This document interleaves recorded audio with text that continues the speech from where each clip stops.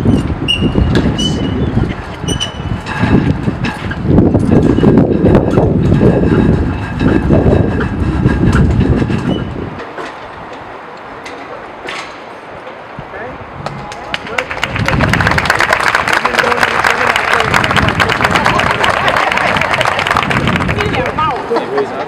can do that part.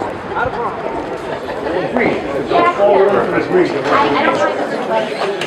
I have a question. Okay, thanks.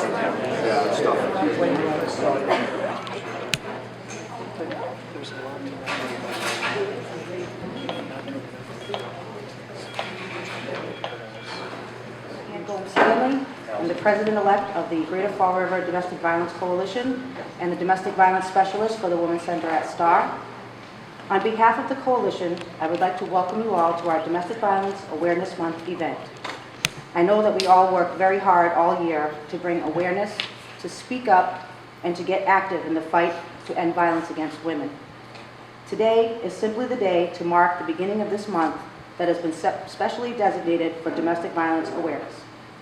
It's also the day to kick off what we all hope will be a full-time campaign, the White Ribbon Campaign, that will incorporate some of the voices we don't often hear from as publicly as we will from today on. In our effort to keep domestic violence in the forefront of the community's mind, we have called upon some very special ambassadors to help pave the way, to inspire, and to collaborate on ways we can use the White Ribbon Campaign to contribute to ending the plague of domestic violence. I would now like to introduce the Bristol County District Attorney, Thomas M. Quinn III, to say a few words.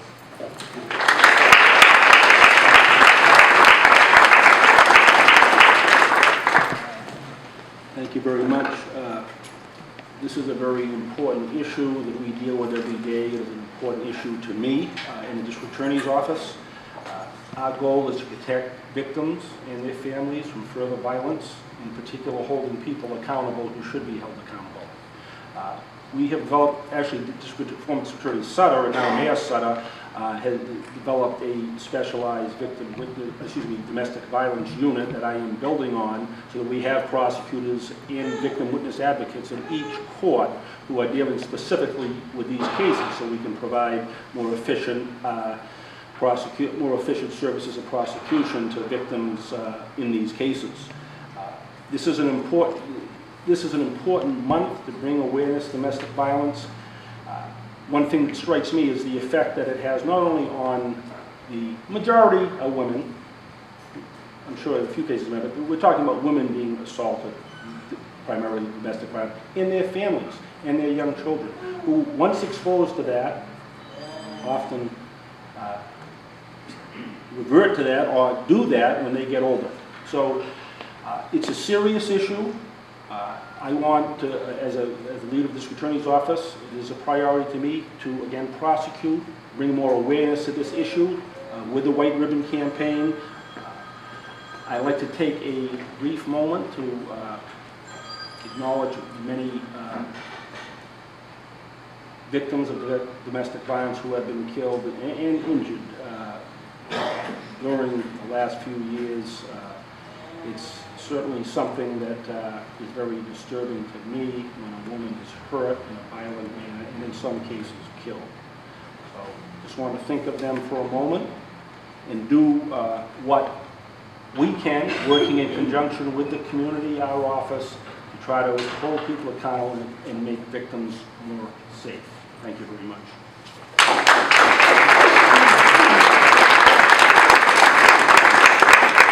Thank you, Attorney Quinn. At this time, I would like to call on the Honorable Sam Sutter, Mayor of Fall River, to give the proclamation and to begin Domestic Violence Awareness Month for the Greater Fall River area.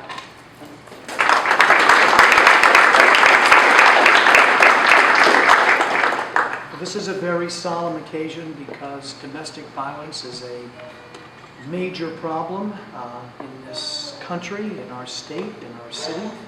And I would like to applaud District Attorney Quinn for taking the idea that we came up with together, which was for a domestic violence unit, a specialized unit, and taking it to the next level, which he has done. He deserves our praise for that. It is inspiring for me, if I can just take a little personal detour here for a second, to see the faces of people that I used to work with closely and enjoy working with them because of their dedication. Brian Rose, Ashley Bendixson, Deb Almeida, Sandy Faraz, Alice Beauregard. I thought I saw Erin Aiello as well, but she seems to have disappeared. Probably went back to court. But folks, just a brief thought before I read the proclamation. I remember vividly a conversation that I had with District Attorney Quinn and First Assistant Bill McCauley. I believe it was shortly after we were all sworn in together, and we were talking about the magnitude of the domestic violence problem. And I remember Mr. McCauley, who was the head of the domestic violence unit in Plymouth County before he went into private practice and then came over to Bristol County, talking about the way domestic violence ramifies, has a consequence beyond just the victim. It's also the children that are in the home that witness this either on a singular occasion or, as so often happens, and very tragically happens time after time after time, the impact that has on the children. That's something to remember for all of us as we move into Domestic Violence Awareness Month. So it is with great solemnity and seriousness that I read this proclamation on behalf of the City of Fall River. That's what I'm supposed to do now, right? Yes, sir. Okay. Whereas the crime of domestic violence is not confined to any specific group of people, but crosses all economic, racial, gender, educational, religious, and societal barriers. Whereas the crime of domestic violence violates an individual's privacy, dignity, security, health, and humanity due to the systematic use of physical, emotional, sexual, psychological, and economic control and/or abuse.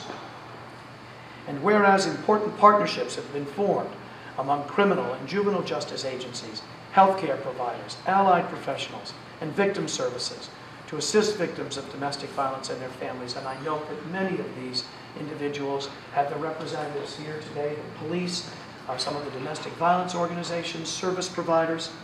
Whereas survivors should be able to find compassion, comfort, and healthcare they need through accessing medical and legal services, counseling, transitional housing, and other supportive services so they can escape the cycle of abuse. And whereas it is important to recognize the dedication of the individuals who provide services to victims of domestic violence and work to increase public understanding of this significant problem.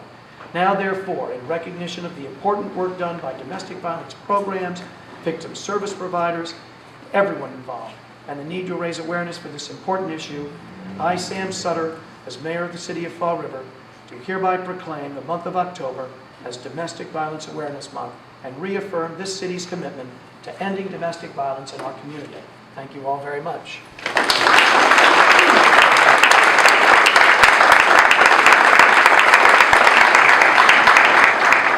Thank you, Mayor Sutter. I would now like to take a moment to recognize and validate the work of our Greater Fall River Domestic Violence Coalition. The coalition has existed since 1994, but has only been incorporated since about November 2005, which has given us the ability to provide education and awareness, in turn giving back to the community, which is part of our mission. I would like to call out the member agencies in order for them to receive the recognition that is so deserved.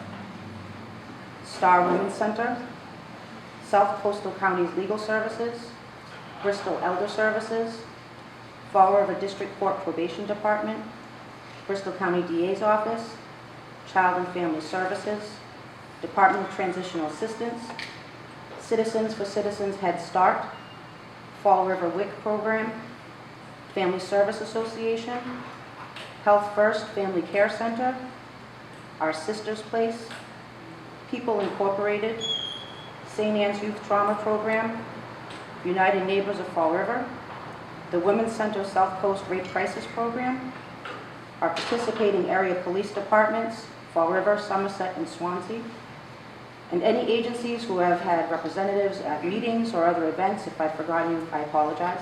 Our list, you can see, is very long and growing. Our gratitude does extend to everyone for their dedication, their commitment, and their tenacity in this fight against domestic violence.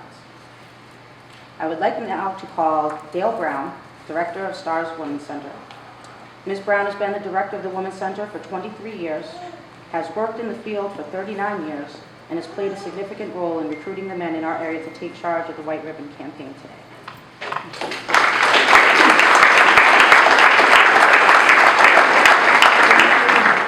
Good afternoon. And my speech has been moved, so it'll take me a minute. Okay, and me is all of us. So thank you and enjoy the rest of the program.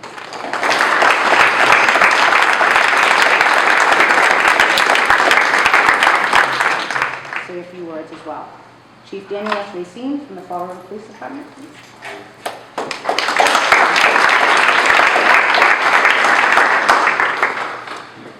Good afternoon. Thank you. It's a pleasure and privilege to be here today.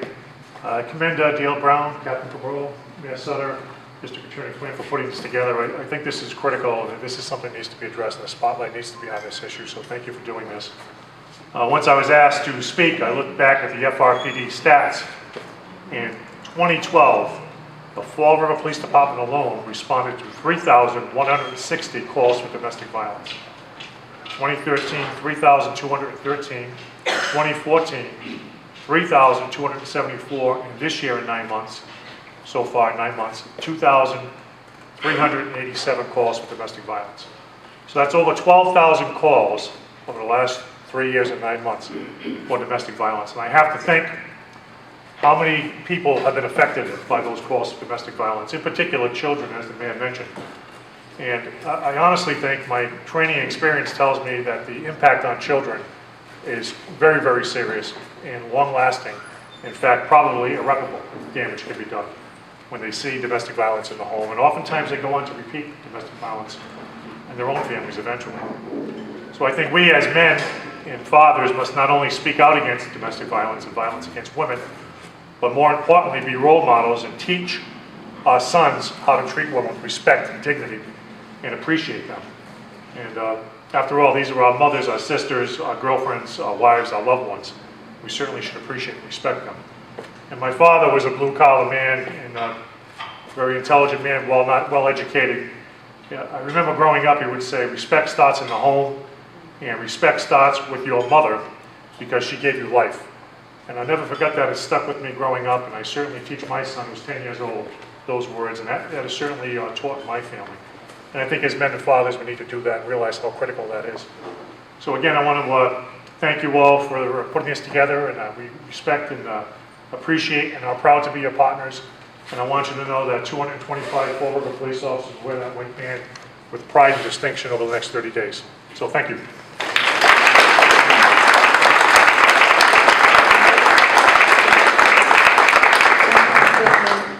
I would like to now call Chief George M. McNeil from the Somerset Police Department. Yeah.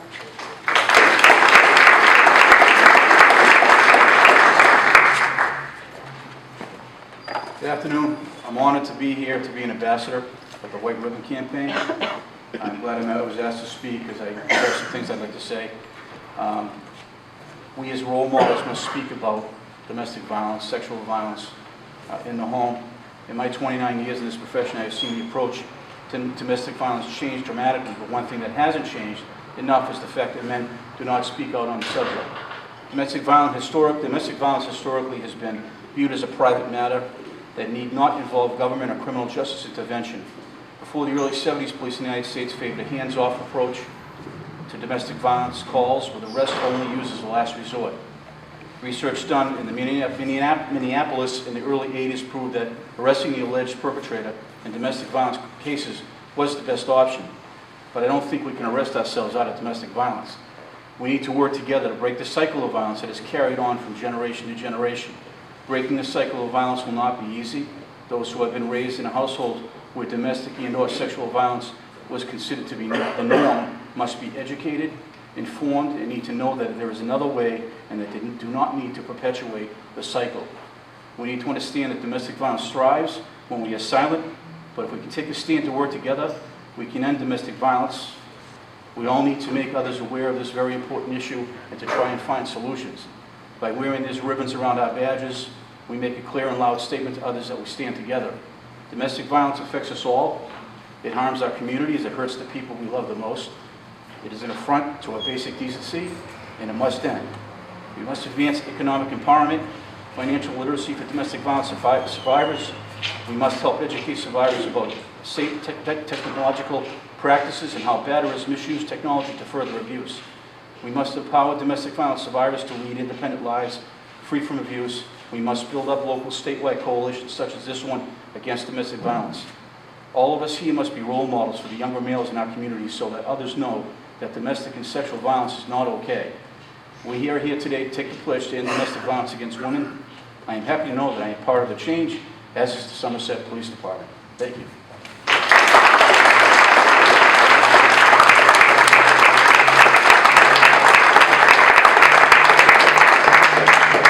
Thank you, Chief McNair.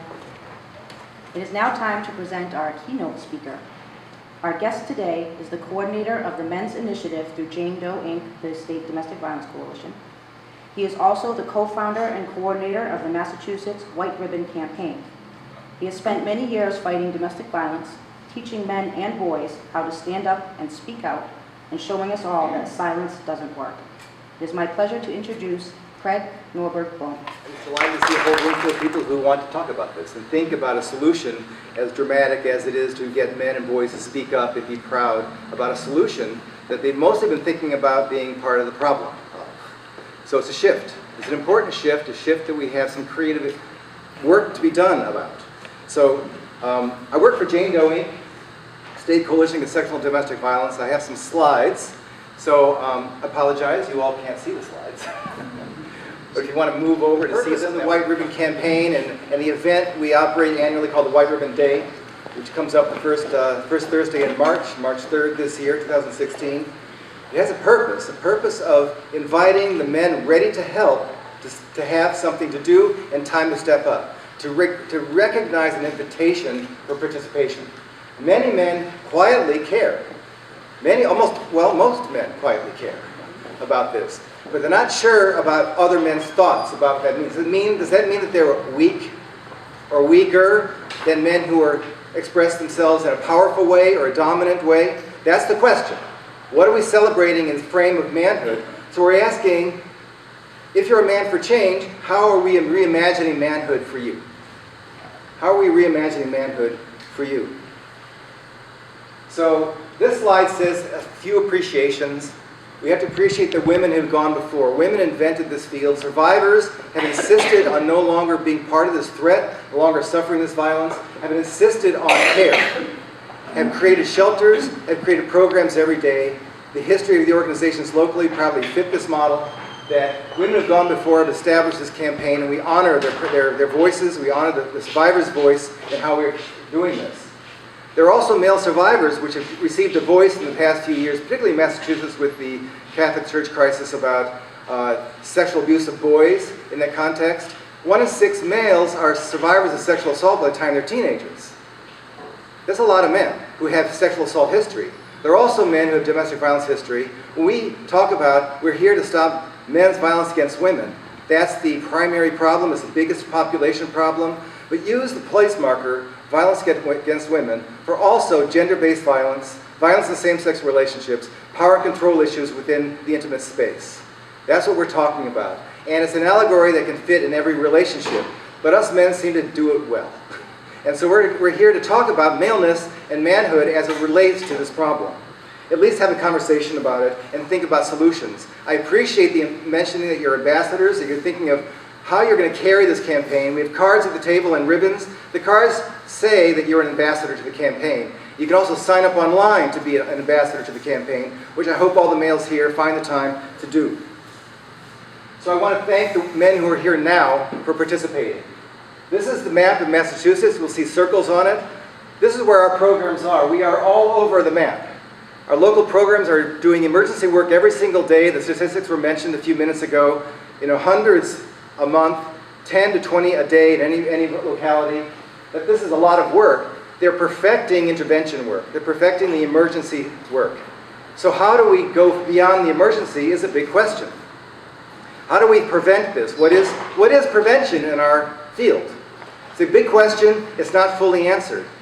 Let me talk a bit about some theory of prevention. I think some language is helpful, some ideas are helpful. Then I'm going to spend the majority of my talk showing you pictures of what people are doing all around the state just like this. I want you to feel inspired of things you might do through the month or further down the line that are similar. I would like to have you inspired by ideas. Many of us are inspired because we care about this, we're touched very personally. Someone in our lives is in trouble or in danger, a child perhaps. Some of us know in the family member who experienced domestic violence. Similarly, a family member may have experienced sexual assault. It's personal. And so I'm not asking anyone to reveal today or disclose your personal experience, but I know that some of you will be remembering your personal experience as we sit today.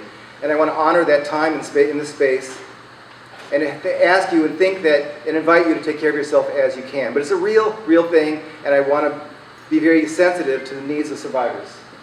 That's why it motivates many men to be in this. They know somebody. That's why he's here. That's why I'm here. I know somebody who's been hurt badly, and I don't want that to ever happen again. So here's the picture. This is a river. It's flowing downstream, left to right. In this river are people drowning. How do you take care of people drowning? Well, you rescue them in an emergency sense. That's what police officers do every day. We call 911. That's what the hospitals do. We pull people out of the river. And we're equipped for that, and we realize that we're overwhelmed by that. Can we meet the need often? Then there are people who are at risk. These are folks who are in the river, they haven't drowned yet, but they're in over their heads. So how do we help them? They may be kids at risk, they may be problems, we call that bystander engagement. Like you see people in your lives who are in trouble. How can you help those neighbors and friends and family members who are in some sort of trouble that you notice every day? We have a training, the most prominent teacher of which is the program out of Northeastern called Mentors in Violence Prevention, the MVP program. Who's familiar with MVP programs? I know some of you are familiar, and some of you train in this region about it. So this is something that the CRAFT money is going to fund an expansion of in high schools around the state. Do more training for bystander intervention. If you see something, what are your two first primary things to do?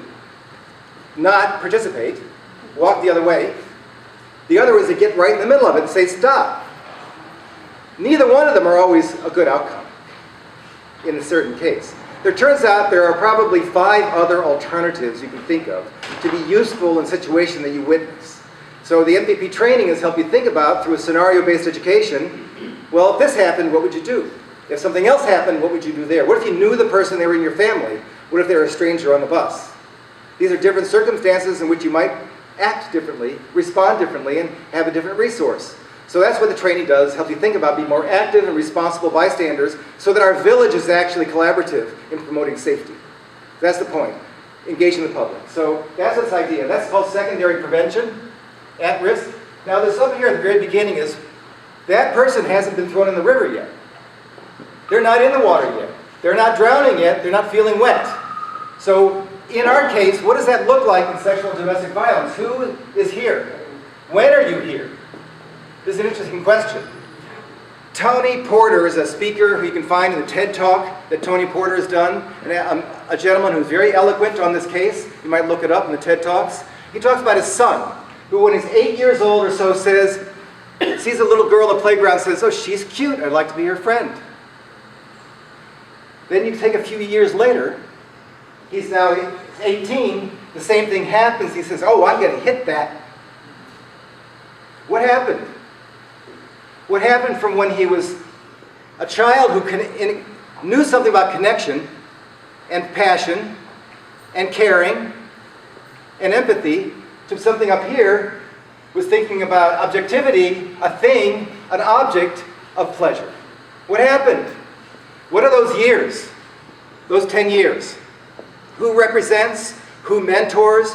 Who is the role model that they're following on? So this is our challenge.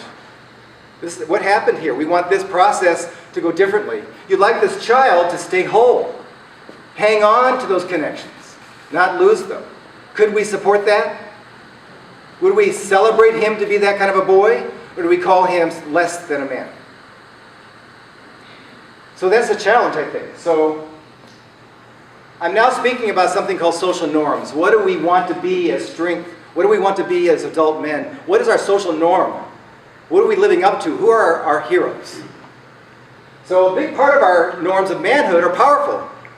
We learn to fight, we learn to stand up to ourselves. We learn to do things such take over and be in charge. And if we're always in charge, everyone's serving us and to expect service. If you work with batters, who's here does work with intervention with offenders of domestic violence? Any of you here? Expectation of service. Does that ring a bell like you do for me? You do for me. That's what you're here for. So he has to get over that. How does he get over that? He needs other men saying, yeah, that's a problem we have. We got to get over that. We got to somehow get over that. That's not an easy step. It's a character thing he learned his entire life. So how do you change that? Are we ready for recovery community for ex-offenders of domestic violence? Are we ready to celebrate his change? I don't think we are quite yet.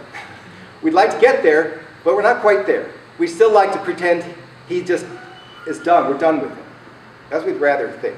So I'm not sure where the graduates in your program are going, but they probably feel a little out of water. So I think there are values of manhood that are part of the solution. And that solution piece is what I want to emphasize. So there's a spectrum of readiness. There are men who are offenders we just mentioned, who are the problem of our intervention and emergency services. We have men and boys who aren't paying any attention at all because it's not on their radar and it's not their problem. But then there are hundreds and thousands of men who would help if asked. That's the purpose of our campaign, is to get men to want to help, to have something to do. And then to support active leaders like myself and others who are ready to step up and be ambassadors to the campaign. That's my job, is to connect up with ambassadors. So we want to reach every adult male who's ready to help with a specific request that's easy to accomplish. That's our campaign. That's the White Ribbon Day campaign. Take this pledge with me. Think about it and care. Express your caring. So just imagine what we might be able to do with a campaign like this. Visible action, many voices, learning happens through doing. You can be who you are, where you are. Let's celebrate the kind of men that can create solutions to this problem. So we found the White Ribbon Campaign years ago. It's now 24 years. It was launched 24 years ago in Canada. It's in 60 countries, millions of signatures. One of the strongest nationwide campaigns is in Australia. And they have a wonderful campaign they call it, I Swear. That's their pledge, I swear. And they use ambassadors and affiliates like we do. So this is a terrific thing. Once a year in Massachusetts, we meet at the State House. And we have a celebration that the governor precedes and gives the proclamation every year. It's a wonderful celebration. We hope you send a delegation to come to the State House this year. Thursday, March 3rd, 1 o'clock in the afternoon. These cards are in the front for you to take today. Please take 2 extra cards and give them to men you see today and ask them to be part of the solution. You can give them a ribbon with it. I think it's a great step to take just today. So let me tell you a few things about the campaign. So this is what the governor's proclamation looks like. Am I speaking too quickly? Yeah. It's a wonderful audience to be in a large crowd, to thinking about this problem, because we need to be connected to feel strong. Groups, we've learned, are one of the strongest ways to make this work. These groups are very different. You can't see it as well because it's not very bright. But this is a Harley club. They're all wearing their colors. This is a youth team, after-school club. And this is a prep school's track team. So these are groups of boys and men who are working together on a project. They took the pledge, they're going to be part of the solution, they're going to have a value that supports this purpose. We like to be big and bold and proud. We have this banner. I understand you have a space here in the City Hall, we might hang this, I don't know. But it's a 3-story banner. The State House isn't hanging banners anymore. But we have this, and it's a wonderful expression of purpose. This is happening all over the Commonwealth. Towns, schools, churches, businesses, law enforcement, healthcare institutions are all doing proclamation events as you are today. This is a wonderful proclamation event. This is a billboard that was done in Gloucester that says, "Strong men don't bully," and 500 men each contributed a couple of bucks to pay for it. And they portrayed it in up around town in their traffic circle for about a couple of months. And they have a parade in Gloucester called the Horribles Parade. It's a July 4th parade. 10,000 people walk in it. Lots of all the fire departments from the region go to it. The police walk in it. I don't know if you've seen it before. July 4th parades are this kind of a celebration. They enter this as the float and get a couple other men to walk with it to represent this. This is the kind of men we are. The men step off saying, "I'm not sure this is a good idea." And at the end, they're very proud of how people applauded their purpose. This is entering a banner in the St. Patrick's Day Parade in Lawrence. It's a youth team. This is a sports team captains in the town of Bedford. They have something called Bedford Day. Do you all have a day where you close down do a parade down the city of town and do a fair perhaps, maybe information tables, food? Well, Bedford does that. They call it Bedford Day, and they have a parade. And this year, the team captains for the high school sports team carried a white ribbon banner, signing banner, in the parade and had their teams sign it all day long. They've done this ever since, and they have many banners now full of kids' names. And it's all over their lunchroom. This is City of Springfield Basketball Hall of Fame. This is a law enforcement proclamation event that was done for the City of Springfield, much like today. Similar event for the region around Worcester, the Central Mass region. This is the 5 colleges put together. They sent delegations, and they each brought banners and posters that each college had done. So there are hundreds and hundreds of men's and boys' names on these banners that they put around the room. Boston City Council, similarly, it's broadcast on local television throughout the city. Town of Waltham, similarly, cities and towns know how to do proclamations. It's something we do. The paper reports on it, and then the public sees that men care. This is the point of the campaign level here, is you want to be known and visible. It's a visible action. City of Cambridge is very impressive to me because they pride themselves on collaboration and a collaborative style. And so what they've been doing is they've been getting their high school and their health department and their various clubs all together at the same time to do a white ribbon campaign. They started competing on their posters. They're signing posters. The police did a signing poster. Then the fire department did a signing poster. The fire department, so the police had more names on theirs. The fire department got out in the street and started getting them signed by the public. So they started competing about how many names. So competition is not a bad value. It can work. But it was a lot of fun for them, and they're looking forward to doing more this year. This is a youth club in Haverhill. They did their own signing banner in 2009. You can do this kind of privately within a cultural community. This is the Massachusetts Alliance of Portuguese Speakers. Their staff does a pledge, and then they operate a pledge process throughout their community. One of their events is a soccer game. In Lowell, the Portuguese community love soccer, and they have many teams. And so the teams had a tournament, and they stopped and talked about this issue and promised to be part of the solution together. So I thought it was a terrific thing to include in a sports process. So that's what MAPS did that year. They can get into places of worship. This Sunday, they asked all the boys to come forward and sign a banner. There's a signing poster, which you can print out from our website. A big piece of the solution is how dads parent and engaging and celebrating fathers. This is a picnic, a family picnic of dads and their families, and the picnic is stopped in the middle, and all the men are brought forward to take this pledge together and say, we'll be part of the solution. We are committing to safe and nonviolent homes. They're all learning, they're all in, this particular picnic is run by a group of fathers' parenting education classes called Responsible Fatherhood out of the Nurturing Family Center in Boston. But they've been doing it they've done this 8 years in a row and done the pledge every single picnic. So it's part of their value together to be this kind of a man.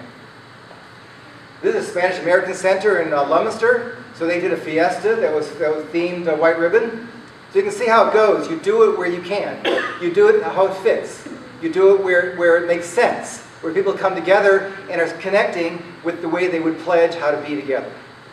So it's a sense of creating a routine where you give men and boys who care about this an opportunity to step up and say so. That's the point.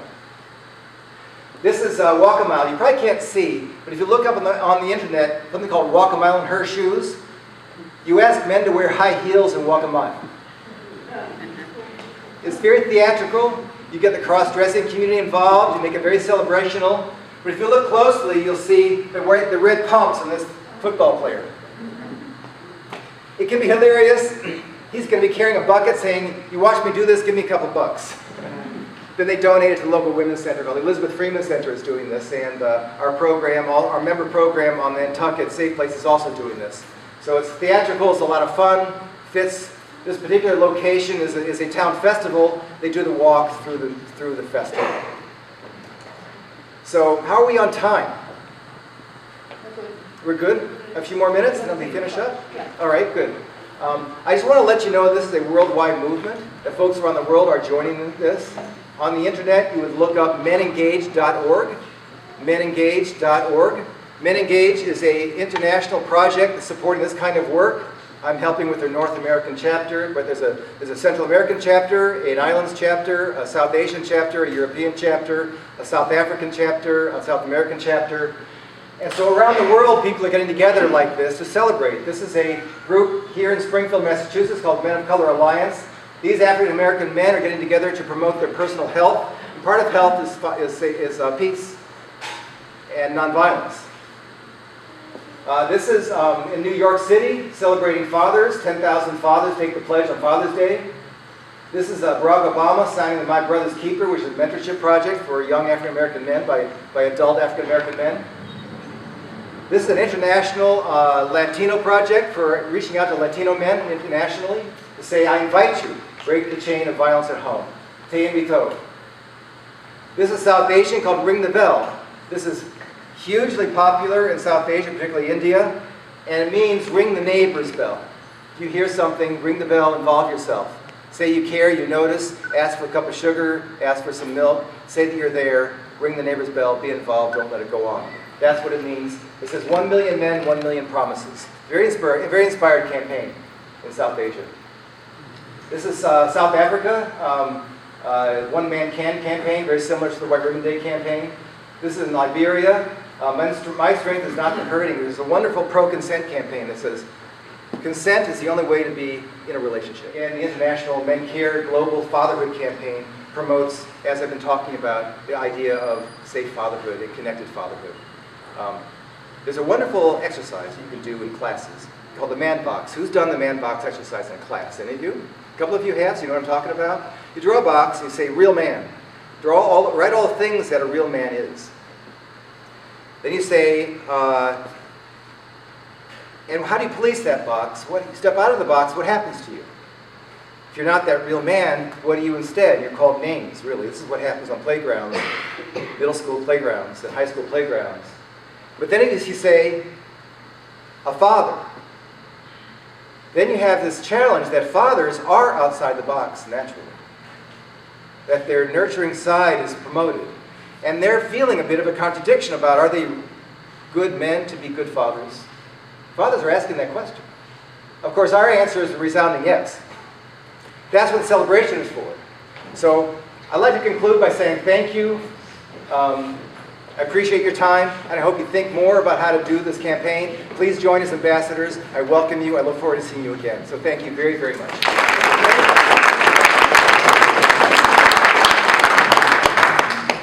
All right, so I've been given the pleasure of leading the White Ribbon Day Pledge here. So would all the men come forward in front of me, please? All the males who are here, and stand up and form a group that we can, as a photograph. When we're done, you can go and sign your name to this banner. So if you raise your hand, repeat after me. I promise to never commit, condone, or remain silent about violence against women. From this day forward, I promise to be part of the solution in ending men's violence against women. Thank you, everyone.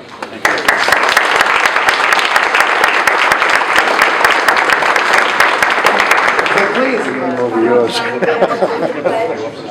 Spread the word that domestic violence is everyone's problem, and silence will not stop it. Bring some materials home, bring them to your workplace, there's some pins.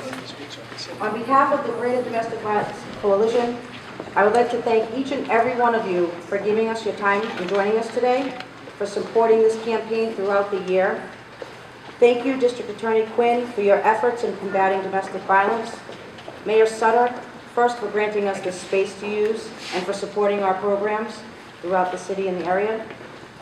Dale Brown, Chief Racine, and Chief McNeil, thank you for all of the work that you put in and for being true leaders in our community.